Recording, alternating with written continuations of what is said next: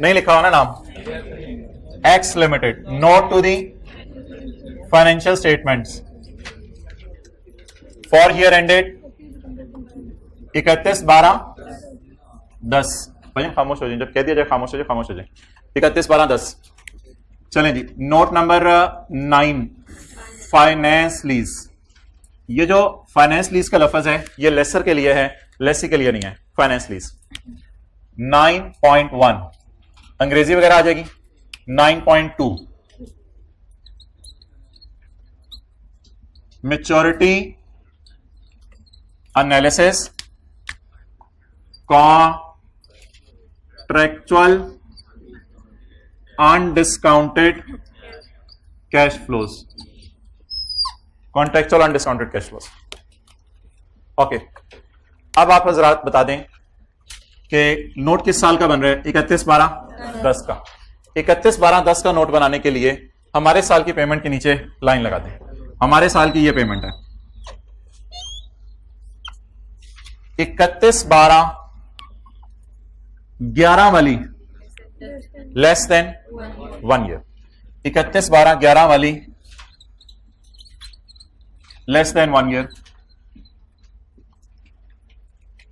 31/12/12 के साल वाली सारी पेमेंट्स 1 to 2 ईयर्स।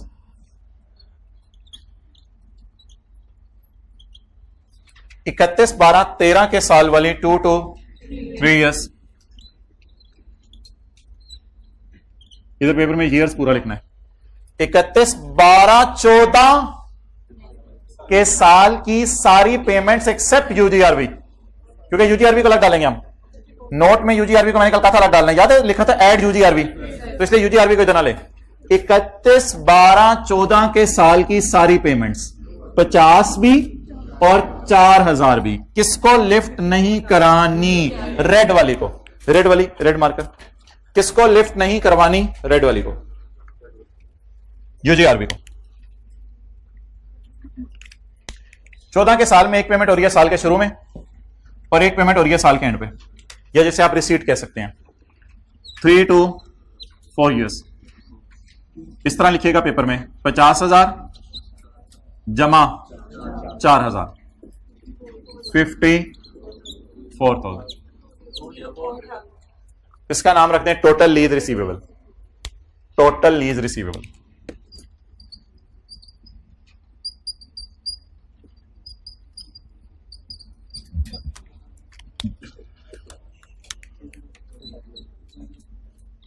$2,04,000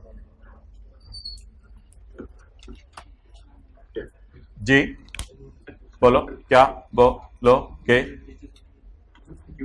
ओके, देखा उसने पूछा, मुझे समझ भी आ गया। दोबारा बोलो भाई। भाई कुछ पूछना चाह रहे हो तो खड़े हो जाएं। ओके, यार माइक चेक करें भाई उधर जाके। शुक्रिया। ओके यार ये माइक सही करें यार, ये इस क्लास का आवाज आ रही है? आवाज आ रही? अस्सलाम वालेकुम जी। सर 4,000 असल में इधर जाके हमने अनगारंटीड रेजिडुअल वैल्यू अलग से ऐड करनी है। बस जो नोट बनाने का फॉर्मेट है वो कहता है कि यूजीआरबी यूजर को फेस पे अलग शो करो, और नोट का फॉर्मेट ये नहीं चाहता कि जीआरबी अलग शो करो। बस ये वजह, और तो कोई खास वजह नहीं। अभी देखो हम यूजीआरबी भी डाल देते हैं जी।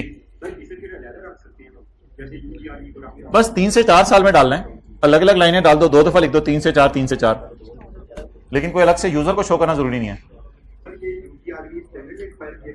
जी बिल्कुल बिल्कुल बिल्कुल, शुक्रिया। अच्छा जी, रिकॉन्सिलिएशन।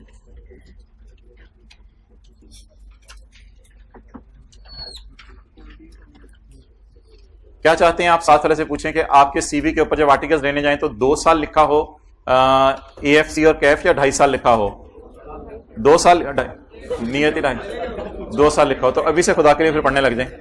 फिर जाके उस वक्त ये ना कहा करें ये फॉर्म ने ये वो करे तो ये तो वो तो फिर पहले तो 4 डाल रहे थे, तो पहले खुद तो उन्हें पंगे लिए हैं। तो खुदा के लिए अब सीरियस हो जाएं, अभी भी टाइम है, वरना ये बाद में जाके जो परेशानियां आती हैं तो ये फिर खतरे की तरफ चली जाती हैं। कितने लोग मोटिवेट हो गए हैं? चलें आगे।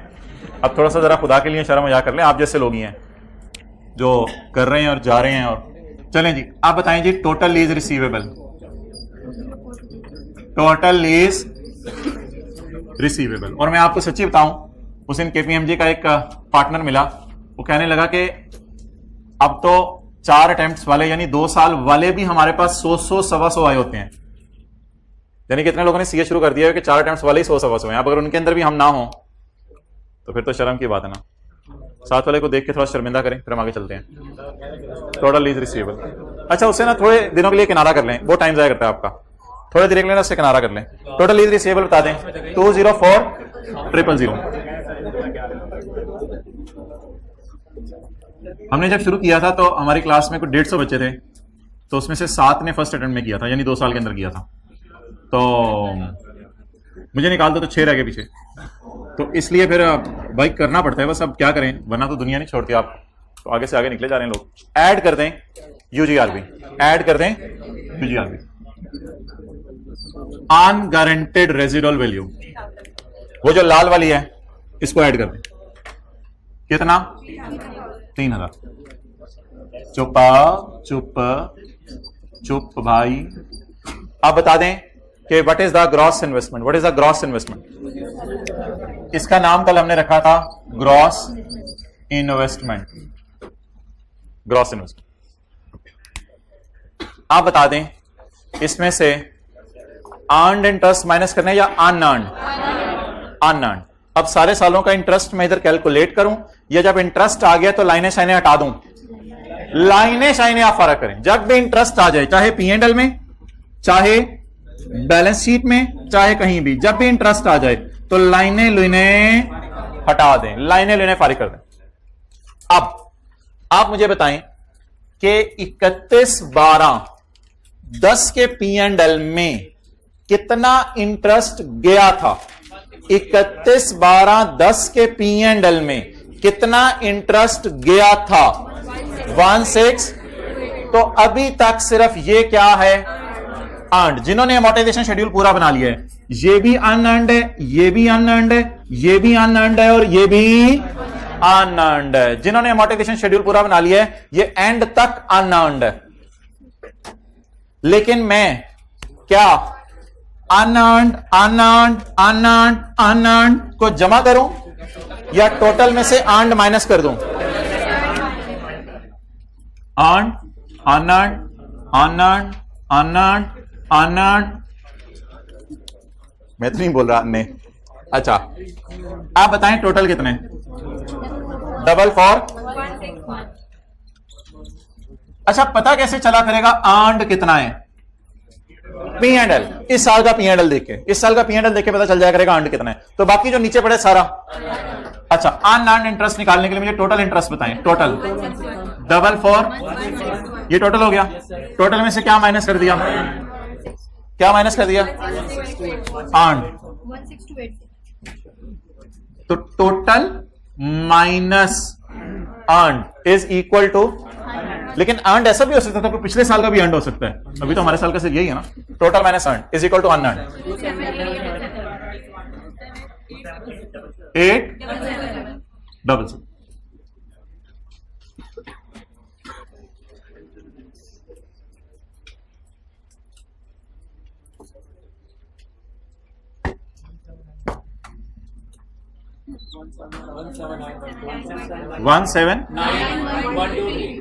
1 2 3।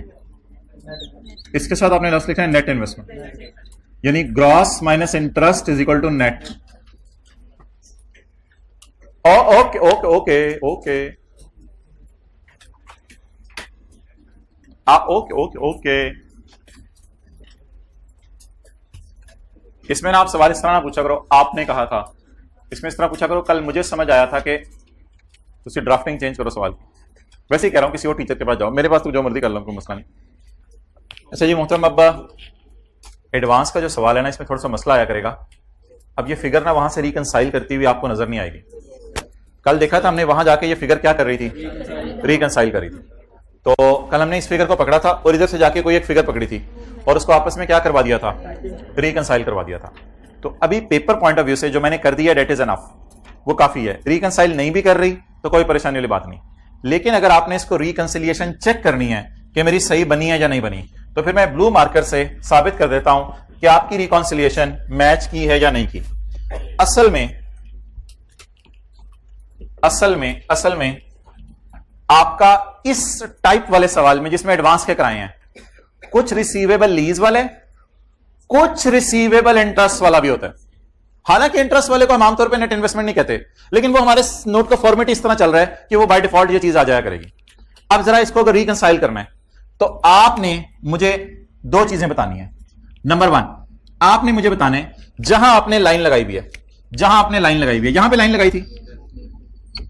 असल में ना फिगर तो यही रिसीवेबल होती है, ये फिर करंट और नॉन करंट में तकसीम हो जाती है। एक बात भी याद रखिएगा, सुन लीजिएगा, फिगर ये वाली रिसीवेबल होती है और इसको तकसीम कर देते हैं हम किस किस में, करंट और नॉन करंट में। कल मैंने जो रिकंसाइल करवाया था वो इसी फिगर से करवाया था, यानी जहां लाइन लगाई हुई थी उसके ऊपर वाली फिगर से ये रिकंसाइल करेगा। अभी मैं एक कोशिश करता हूं, मैं उसी फिगर से रिकंसाइल कराने की कोशिश करता हूं। 1628339, लेकिन इस सवाल में एक और चीज है, वो भी अभी रिसीवेबल है, वो है हमारे साल का इंटरेस्ट। ये रिकंसिलिएशन पेपर में चेक नहीं करने बैठ जाना, करनी हुई तो हम हमेशा कर लिया करेंगे आपके कहने पे, लेकिन इस चक्कर में नहीं पड़ना। आप लोगों के लिए बस ये मेथोडोलॉजी है, total minus earned is equal to unearned. ये फिगर आपने हमेशा पेपर में कैसे निकालनी है, बैलेंसिंग। लेकिन अगर इसको चेक करना है तो प्रिंसिपल की मद में कितने लेने हैं, 162,839। अब लाइन की कैद से बाहर निकल के सोचें कि क्या मुझे 10 के साल का इंटरेस्ट मिल गया या मिलेगा। इसको भी जरा डाल के देखें, 16284। आप जरा देखें 179123, ये टोटल मैच कर गया। लेकिन ये मसला कहां आया करेगा, जब बिल्कुल ईयर एंड के ऊपर पेमेंट नहीं होगी तब ये मसला आ जाएगा, और अगर एग्जैक्ट ईयर एंड के ऊपर पेमेंट है तो ये मसला नहीं आएगा। तो ये रिकंसिलिएशन अगर जबरदस्ती आपने करवानी है एग्री, तो ये तसल्ली अपनी कर लीजिएगा, बट इसके साथ लिख लें नो नीड, इसकी जरूरत नहीं होगी। प्रिंसिपल की मद में कितने लेने हैं, और इंटरेस्ट की मद में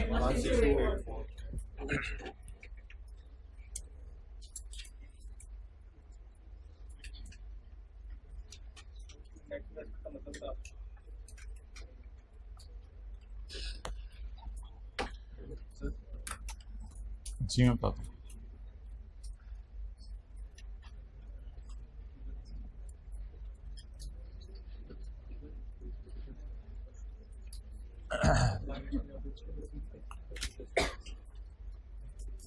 देखें बात को आप जितना फैला लेंगे उतनी फैल जाएंगी। एक भाई आप पूछ रहे हैं यहां नेट इन्वेस्टमेंट का मतलब बता दें। असल में नेट इन्वेस्टमेंट तो का मतलब क्या, पहले ये नेट इन्वेस्टमेंट ना असल में पीबी टाइप चीज होती है। तो ये हमारा साल था 10, 11, 12, 13, 14 और 15, तो ये हमारे साल थे। असल में मुझे 31/12/10 पे खड़े होके मैंने निकालनी है नेट इन्वेस्टमेंट। लंबे काम पे जा रहा हूं मैं भाईजान, ये कैमरा कवर करें यहां से यहां तक। 31/12/10 पे खड़े होकर मैंने नेट इन्वेस्टमेंट निकालनी है। असल में ये वाली नेट इन्वेस्टमेंट है, वो मैं कैसे निकालूंगा। एक मेरा किराया आना है 50 का इधर, एक आने 50 का इधर, एक आने 50 का इधर, एक आने 50 का इधर, एक आने 50 का इधर, और इधर 4000 आने और 3000 आने। अब ये मैं असल में वो कैलकुलेशन जो मैं साल के शुरू में करता था, वो कैलकुलेशन मैं यहां खड़े होकर करने लगा। वो कैलकुलेशन अगर मैं यहां खड़े होकर करूं तो 31/12/10 को मुझे चाहिए, ये 50 तो इधर ही आ गया, बाकी 1 2 3 ज्यादा नहीं हो गया, ज्यादा हो गया ना, ये 14 में तो खत्म हो रही है ना लीज। अच्छा तो 1 2 3 दफा मुझे क्या नजर आ रहा है, बोलें 50 नजर आ रहा है। तो 50 इंटू 1.1 माइनस, जल्दी जल्दी 1 minus 1 point raise to power minus divided by 0.1 जमा। अब टाइम में सेव कर रहा हूं, 7000 इकट्ठे कोई बुला रहा हूं, लेकिन 1 2 3 4 साल पीछे 7 into 1.1 raise to power minus 4, इसके 4 साल पीछे बुला लें। क्या आपको ये फील हो रहा है ये वो एनआई जो मैंने पहले यहां खड़े होकर निकाली थी, अब मैं कोशिश कर रहा हूं वही एनआई यहां खड़े होकर निकालूं। जवाब बताएं 1791। असल में अब अगर आप ज्यादा डिटेल में जाते हैं ना तो पेपर में फिर किसी भी तारीख पे खड़े होकर एनआई निकल सकती है, और जो इसको चेक करना चाहे मेरे एनआई सही आई है या नहीं आई, तो वो नॉर्मल तरीके से जो साल गुजर गए भाड़ में गए, जो साल रह गए उनकी प्लॉटिंग कर ले। तो ये 179123 एनआई है, असल में ये ब्रैकेट में इतनी लंबी करके निकलनी चाहिए अगर किसी ने साबित करनी है, तो ब्रैकेट में बहुत लंबी करके निकलनी चाहिए, क्योंकि एनआई तो किसी भी वक्त निकल सकती है। अगर लीज के पहले दिन निकल सकती है एनआई, तो फिर यहां पे खड़ी होकर एनआई निकल सकती है, एनआई की निकालना क्या कमाल है। तो असल में ये वो एनआई है, एनआई की डेफिनेशन नहीं बदली। बट क्यों इन चक्रों में पड़े हम? हमने तो इन चक्रों में नहीं पढ़ना, ना हमने एनआई को इस तरह साबित करने की कोशिश करनी है, ना हमने एनआई को इस तरह साबित करने की कोशिश करनी है। What we are suppose to do, it is very simple. We are suppose to do कि हम क्या करें, लेसी की तरह का शेड्यूल बनाएं, यूजीआरबी यहां ना डालें। क्यों? वो याद रहेगा मुझे, क्योंकि अगर मैं यूजीआरबी जहां भी डाल दूंगा मुझे फौरन पेपर में ख्याल आएगा शायद मैं कुछ डबल कर रहा हूं, तो इंशाल्लाह ये गलती आपसे होगी नहीं। जीआरबी यहां डाल दी, यूजीआरबी यहां डाल दी, ये क्या आ गई? लेकिन किस दिन की ग्रॉस इन्वेस्टमेंट? ये 2,07,000 तो नहीं है, ये तो 2,67,000 है। तो ये किस साल की? 31/12/10 की। अब इसमें से मैंने क्या कहा, कौन सा इंटरेस्ट माइनस कर दें? टोटल में से अर्न्ड माइनस कर दें, तो क्या आ जाएगा? अर्न एंड इंटरेस्ट माइनस करेंगे, ऑटोमेटिकली ये एनआई आ जाएगी। ये भी तरीका है इसके चेक करने का, ये भी तरीका है इसके चेक करने का, बट इन चक्रों में जाने की जरूरत नहीं है। बस आप जीआई में से अर्न एंड इंटरेस्ट माइनस किया करेंगे, क्या आ जाया करेगी?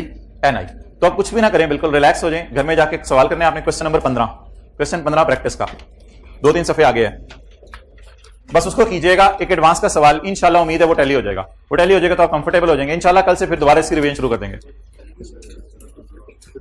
नहीं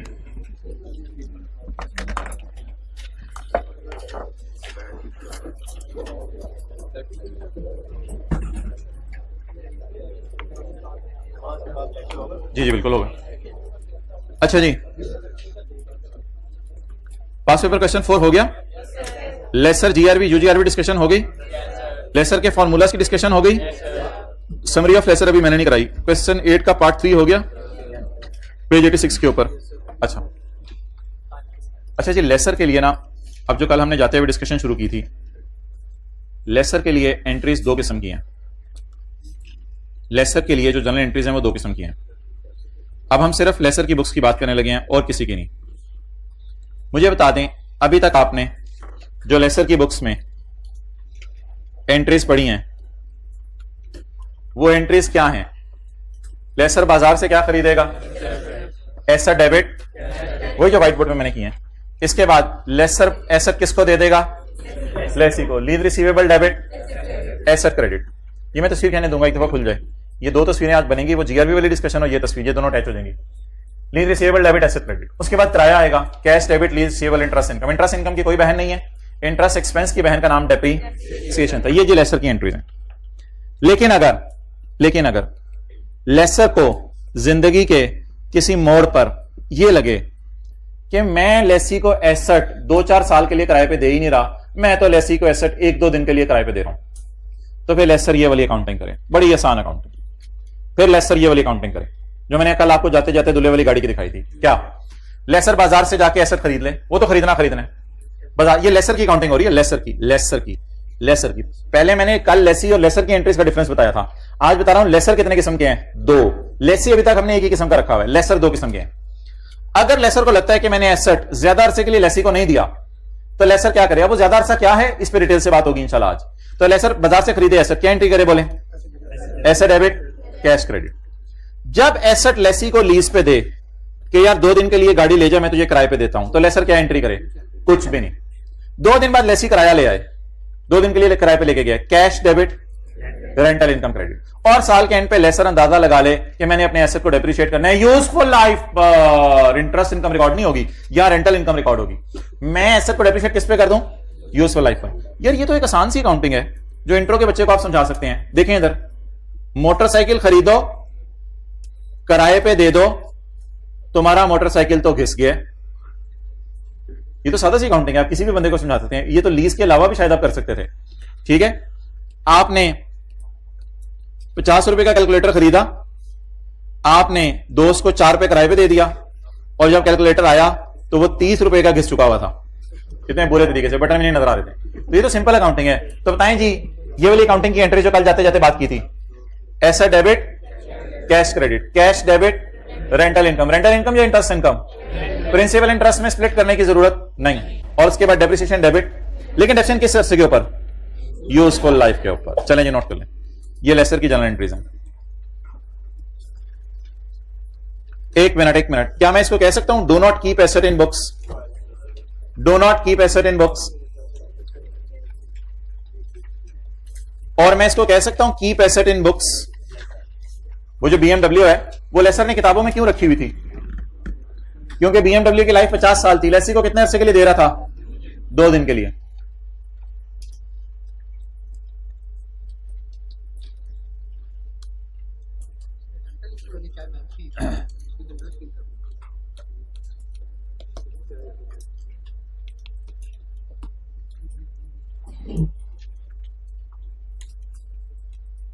पूछो, मेरे से पूछो, कंफ्यूजन जो आपको आ रही है।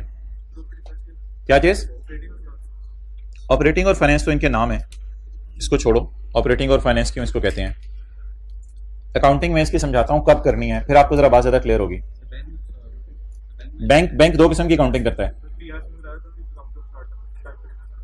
आप इसको लॉन्ग टर्म समझ लो, फिर इसको शॉर्ट टर्म समझ लो ऑपरेटिंग को, ये कह सकते हो आप। लेकिन अभी करते हैं डिस्कस डिटेल से फाइनेंस और ऑपरेटिंग लीज।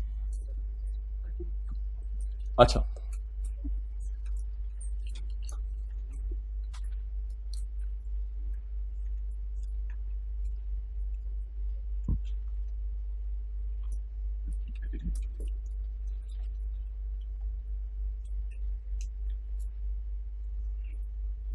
अब सवाल ये है, एंट्रीज तो समझ आ गई ना? एंट्रीज तो आसान है। सवाल ये है पेपर में कब कौन सी एंट्रीज करनी है। So this is the challenge of today.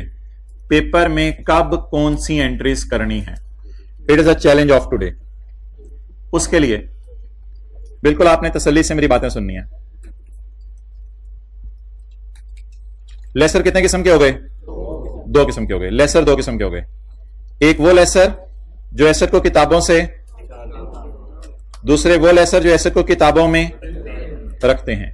ये कैसे पता चलेगा कि एसेट को किताबों से निकालना है या रखना है? इसकी एंट्रीज हमने नहीं की, इसकी एंट्रीज कल से हम कर रहे हैं और आज के होमवर्क के अंदर भी आप करेंगे।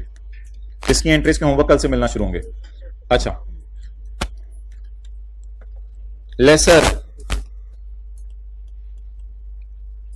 लेसर जब भी बैठा होगा और उसके सामने लीज एग्रीमेंट आएगा तो लेसर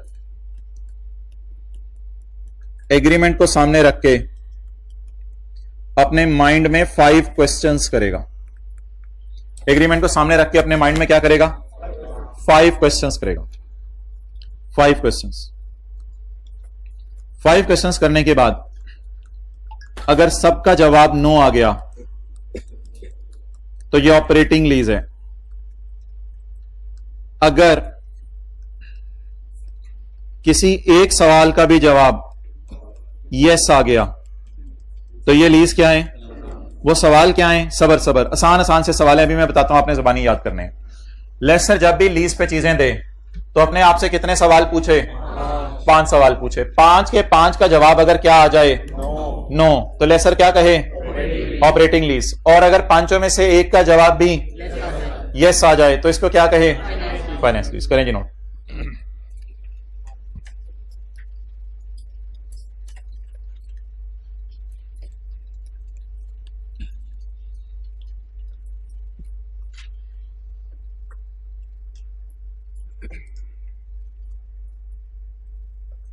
ओके,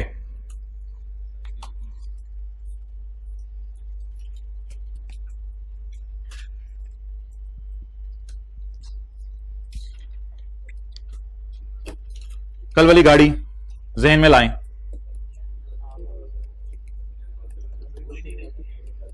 यूजफुल लाइफ कितनी थी? 50 साल। लीज टर्म 2 दिन। शर्मिंदा ही किया। यूजफुल लाइफ कितनी थी? 60 साल थी। चलो जो मर्जी थी यार, यूजफुल लाइफ थी 60 साल और लीज टर्म 2 दिन। मैं इस लीज के एग्रीमेंट को सामने रख के आपसे 5 सवाल पूछने लगा हूं। आपने 5 सवालों का ना जवाब देना है मुझे, और मैं आज आपको क्लियरली बता रहा हूं, बेशक जवाब दे दीजिएगा मुझे। तो 5 सवालों का आपने जवाब देना है। पहला सवाल आपसे, क्या 2 दिन के बाद इस एग्रीमेंट में कोई ऐसी बात शायद हो कि 2 दिन के बाद यार ये एसेट मुफ्त में दे रहा है? पागल हो गए हो, पागल हो गए हो। ऐसी बात कहां एग्रीमेंट में लिखी हुई है? ऐसी बात लिखी नहीं होगी एग्रीमेंट में, इंपॉसिबल ही नहीं है।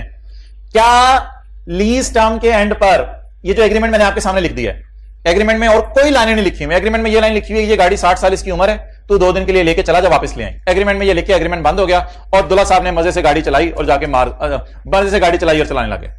अच्छा, पहला सवाल मेरा, क्या एग्रीमेंट में यह लिखा हुआ है कि 2 दिन के बाद बाकी 59 ईयर्स और इतने सालों के लिए ये तेरे हैं मुफ्त में? नहीं लिखा हुआ। दूसरा सवाल मेरा, क्या एग्रीमेंट में कोई ऐसी लाइन मैंने लिखी है कि 2 दिन के बाद जो एसेट की मार्केट में प्राइस होगी उससे कम कीमत में तू एसेट ले लें? कोई नहीं, वो तो 2 दिन के लिए किराए पे लेके जा रहे हैं। तीसरा, क्या लीज टर्म यूजफुल लाइफ के अच्छे खासे अरसे को कवर कर रही है? क्या 2 दिन को अगर मैं डिवाइड करूं 1 लाख दिनों से, पता नहीं 60 साल में कितने दिन बनते हैं, तो क्या ये अच्छा खासा अरसा है या बिल्कुल कुछ नहीं है? तो क्या लीज टर्म यूजफुल लाइफ के अच्छे खासे अरसे को कवर कर रही है? यस और नो बोल दें। नो। तो अभी तक आपके मुंह की गरारी ऐसे ऐसे घूम रही है, ऐसे ऐसे घूम रही है। और कितने सवाल हैं? 5 सवाल टोटल। कितने? 5। पहला सवाल, क्या एग्रीमेंट में लिखा हुआ है कि 2 दिन बाद तुझे मुफ्त में मिल जाएगी? कभी भी नहीं होता, ऐसे एग्रीमेंट बन नहीं सकता BMW का। क्या एग्रीमेंट के अंदर ये लिखा हुआ है कि 2 दिन बाद बाजार में इतने का है, तू मेरे से सस्ता ले जी? ऐसी तो लाइन कहीं नहीं लिखी हुई एग्रीमेंट में। नो। तीसरा सवाल, क्या 2 दिन 60 साल के मुकाबले में अच्छा खासा अरसा है? बिल्कुल भी नहीं।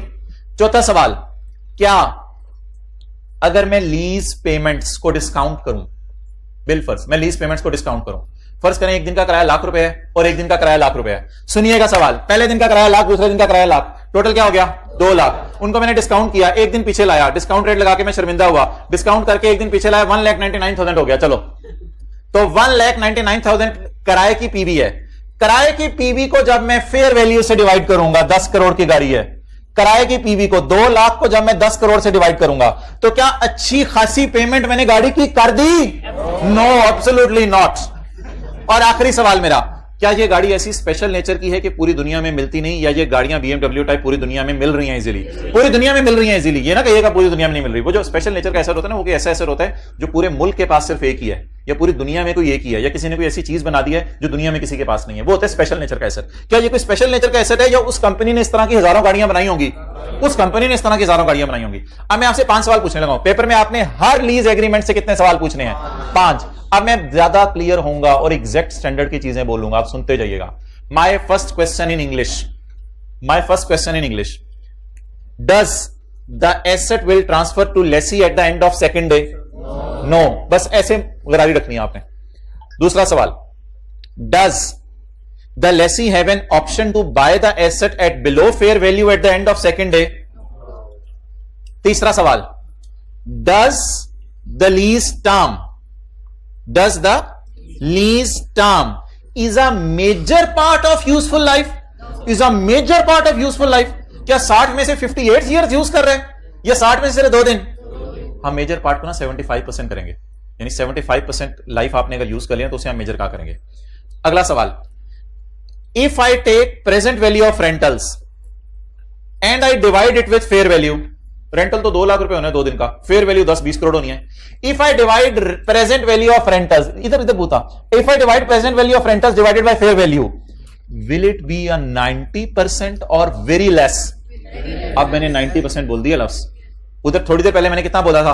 75%। और आखिरी, is it a special nature car और it can be obtained anywhere in दुनिया? It can be obtained anywhere in दुनिया। Now I am very much refining this question, and now I will only speak English. That's the dilemma. My question number 1 is, does the ownership will transfer to lessee at the end of second year मुफ्त में? अब ये दूसरा सवाल, does the lessee has an option to purchase the asset at the end of second day by paying below market value price? तीसरा सवाल, if I divide lease term over useful life, will my answer be greater than 75%? No. If I divide present value of rental over fair value, will the answer be greater than 90%? No. Is the asset is of very special nature that it is only usable for lessee, or other lessees can also use it? Yes, other dulhas can also use it. Even you में become, दुनिया अपनी जिंदगी के जमा पूंजी लगा के जो है वो 3 दिन के लिए गाड़ी हम ले लेंगे। हाँ, ऐसी की तैसी पे। अच्छा, मौका बार बार तो नहीं आता, एक ही दफा आता है ना, एक ही दफा लाने ना, पहले करके देख लीजिएगा, उसके बाद आप रिकॉर्डिंग तो नहीं होती। अच्छा, तो अब इन 5 सवालों का जवाब मुझे बताएं, कल वाली लीज में क्या आया? आप लेसर को क्या मशवरा देंगे कि इस लीज का नाम क्या रखे? लेकिन अब आपको ना लेसर को इसकी काउंटिंग भी समझानी पड़ेगी। अब आप लेसर को कहेंगे, आपने एसेट खरीदा है 20 करोड़ का, asset debit cash credit. 2 lakh रुपए किराया आ गया, cash debit, rental income credit. आपका एसेट इस्तेमाल करने से वैल्यू लूज कर गया, depreciation debit and accumulated depreciation credit. Clear? Okay. Now हाँ जी, क्या नहीं, 2 दिन के बाद डेप्शन को तो काउंट नहीं करेंगे, वो तो कई लेसिस को लीज पे देगा ना, तो बार बार रेंटल इनकम रिकॉर्ड करेगा। डेप्शन तो साल में एक ही दफा रिकॉर्ड करेगा, फिर डेप्शन ही साल में एक ही दफा रिकॉर्ड किया करेंगे। उसके बाद आपने तैयार हो क्या है, मैं डेप्शन साल में एक ही दफा करवाऊंगा आपको। अच्छा जी, नाउ अगर ये डिसाइड हो जाता है कि सारे सवालों का जवाब नो है, तो what is this? This is operating lease. अगर ऑपरेटिंग लीज है तो कौन सी वाली अकाउंटिंग करनी है? नई वाली। वो आज करेंगे, कल करेंगे? कल करेंगे।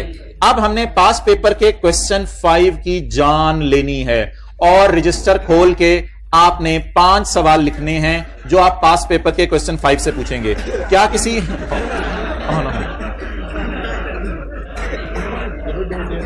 भाईजान तलातुम फेज मौजों से हम घबराया नहीं करते। तुम तीर आजमाओ, हम जिगर आजमाएं। फिर जिगर भी नहीं है फिर।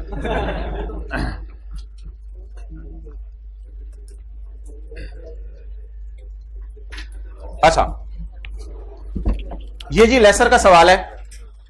आप आना इधर, आप भी आना इधर। ये लेसर का सवाल है। लेसर क्या करेगा? लेसर इस सवाल को सामने रखकर जितने लोग होंगे इनको परा परा कर देगा और कहेगा मैं अपने आप से कितने सवाल पूछूंगा? 5। अब आप दोनों जाओ, मैं अपने आप से 5 सवाल पूछूंगा। तो अब आप लेसर बन जाएं और सबको जरा साइड पे करके 5 सवाल पूछने हैं आपने। कितने सवाल पूछने हैं? 5 सवाल। 5 में एक का जवाब भी आ गया यस, आपने अगले सवाल पूछने बंद कर देने हैं। एक का सवाल भी यस आ गया जवाब, तो आपने अगले सवाल पूछने बस कर देने हैं पेपर में, लेकिन इधर हम पूरे 5 पूछेंगे। ओके। किसी स्टूडेंट को कल याद हो एनआई क्या आई थी, जिसे हम पीवी कहते हैं, एनआई क्या आई थी? किसी स्टूडेंट को याद हो कल की? यार मैं भी स्टूडेंट हूं, मुझे याद है 28.69 आई थी। 28.69 आई थी नहीं आई थी? 28.69 आई थी। पीवी निकाल ली? ओके। मेरा पहला सवाल मुझे ना वैसे डेटा जरा एक नजर मार लें। लीज कितने साल की है? 4। ये आपको बीएमडब्ल्यू टाइप नहीं लग रही? और एसेट की लाइफ? हाँ, ये बीएमडब्ल्यू टाइप चीज नहीं है। एसेट की उम्र कितने साल है और लेसी कितना अरसा लेके जा रहा है? एसेट की सारी जवानी लेसी एंजॉय कर रहा है। जब एसेट बूढ़ा हो जाएगा और 1 साल उसकी उम्र रह जाएगी, तो फिर लेसर को जाके फेंकेगा, ये पकड़ तू और तेरा एसेट। लेसर कहेगा मुझे मिस यूज की कंपनसेशन दे, लेसी कहेगा ये ले। अच्छा, अब मेरा सवाल आपसे ये है कि आपने इस सवाल से 4 सवाल पूछने हैं। जीआरवी का मतलब किसी को आता है क्या? Lessee will return back this asset to lessor at the end of 4th year. Lease term कितनी है? 2 दिन और 60 साल यूजफुल लाइफ। 2 दिन और 60 साल? ना, 4 साल लीज टर्म है और 5 साल यूजफुल लाइफ है। अब वो तो बड़ी नेड़े पहुंचे हुए हैं। अच्छा, now my first question, does eight the end of 4th year lessee will obtain ownership by paying nothing? No. क्यों? जीआरवी का मतलब होता है तुझे ओनरशिप मिलना दूर की बात, तूने मुझे वापस करके जाना है। पहले सवाल का जवाब क्या हो गया? नो। उत्तर ये सुन, सर्दी लगनी बंद हो जानी है तुझे, ये सुन। पहले सवाल का जवाब क्या हो गया? No. Does the ownership will transfer to lessee at the end of 4th year? No. Does the lessee has a purchase option price at end of lease, just like question number 4? Does the lessee has a purchase option price available or no? पहले 2 सवाल का जवाब क्या हो गया? No. आपका दिल धक धक कर रहा है कि ऑपरेटिंग लीज होनी है। पहले 2 सवालों का जवाब क्या हो गया? नो। तीसरा सवाल, if I divide 4 divided by 5, does my answer is greater than 75%? ऐसे कर दें, पूरे मुंह को पकड़ के ऐसे पकड़ें, ऐसे करें, क्रम ये हो गया। 4 को अगर मैं डिवाइड किससे करूं तो क्या मेरा जवाब 75% से ज्यादा आ रहा है? इसका मतलब है लेसर अच्छे खासे अरसे के लिए लीज पे एसेट किसको दे रहे हैं? लेसी को। और एसेट बेचारे ने बुरा हो जाना है। आखिरी सवाल मेरा, second last, sorry. If I divide PV divided by fair value, if I take PV and divide by fair value, Is my answer greater than 90%? Yes, it is 100%. It is greater than 90%. इसका मतलब है मुझे तो लग रहा है कि asset की जो प्राइस है पीवी के मद में तो वो हमसे ले रहा है सारी, तो मुझे तो लग रहा है पूरी प्राइस ही मैं उसकी पे कर रहा हूं सिर्फ। आपको भी लग रहा है ना तकरीबन पूरी प्राइस ही एसेट की पे कर दी? नहीं लग रहा तो लगवाता हूं। अब तो लग रहा है ना क्लास के एंड में सब कुछ ही लगना है। मेरा पांचवा और आखिरी सवाल, क्या ये जो डेयरी प्रोडक्ट है ये दुनिया में एक स्पेशल नेचर की चीज है कि ये हर जगह से मिल जाती है डेयरी प्रोडक्ट्स? अब 5 में से कितने सवालों का जवाब यस आया? 2 सवालों का जवाब। 2 क्या 1 का भी यस आ जाता तो ये कौन सी लीज थी? आप मुझे बताएं जो इसकी हमने एंट्रीज की थी वो नई वाली की थी या पुरानी वाली? एंट्रीज तो ही नहीं इधर। वो नई वाली की थी या पुरानी वाली? पुरानी वाली। तो ये लीज कौन सी थी? तो फाइनेंस या ऑपरेटिंग बनाने के लिए कैसे पता चला करेगा? 5 सवाल पूछेंगे। मैंने 5 सवाल पक्के करा के जाने हैं, बिल्कुल उठने की इजाजत नहीं है। चौथे साल के एंड पर 5वें साल के लिए एसेट मुफ्त में मिल जाएगा? नो। दूसरा सवाल, क्या चौथे साल के एंड पे मार्केट से कम पैसे देके खरीदने की ऑप्शन है जैसे क्वेश्चन 4 में थी? नो। होमवर्क वाले सवाल में थी ऑप्शन। तीसरा सवाल, क्या अगर मैं डिवाइड करूं 4 और 5 को तो जवाब 75% से ज्यादा आता है? पेपर में यहां रुक जाइएगा, अगले सवाल अपने से पूछना बंद कर दीजिएगा और डिसाइड कर लीजिएगा लीज क्या है, क्योंकि 5 में से 1 का जवाब क्या आ गया। लेकिन क्लास में नहीं रुकेंगे हम। अगर मैं present value of lease payment को फेयर वैल्यू से डिवाइड करूं तो क्या जवाब मेरा 90% से ज्यादा आ रहा है? That is 100%। चौथे सवाल का जवाब क्या आ गया? यस। और 5वें का स्पेशल नेचर का एसेट है? नो। अब मुझे बताएं, अगर मरीज को बताना हो कि कैंसर हुआ है तुम्हें या नहीं, तो क्या 1 टेस्ट काफी है या कई टेस्ट? तो अगर लेसर को बताना हो कि तुम्हें फाइनेंस हो गई है या ऑपरेटिंग हो गई है, तो क्या 1 वजह से पता चल जाया करेगा या 5 बातों के बाद डिसाइड किया करेंगे? 5 बातों के बाद डिसाइड किया करेंगे। साथ वाले से खुशी में गले मिलें और चले जाएं, बंद कर दें। 1:50 पे